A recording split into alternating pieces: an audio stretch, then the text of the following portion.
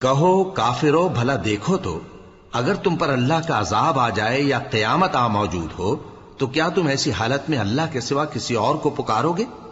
اگر سچے ہو تو بتاؤ۔ نہیں، بلکہ مصیبت کے وقت تم اسی کو پکارتے ہو، تو جس دکھ کے لیے اسے پکارتے ہو وہ اگر چاہتا ہے تو اس کو دور کر دیتا ہے، اور جن کو تم شریک بناتے ہو اس وقت انہیں بھول جاتے ہو۔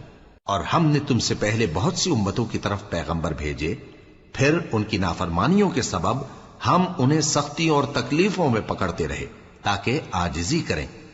تو جب ان پر ہمارا عذاب آتا رہا وہ کیوں نہیں عاجزی کرتے رہے، مگر ان کے تو دل ہی سخت ہو گئے تھے، اور جو کام وہ کرتے تھے شیطان ان کو ان کی نظروں میں آراستہ کر دکھاتا تھا۔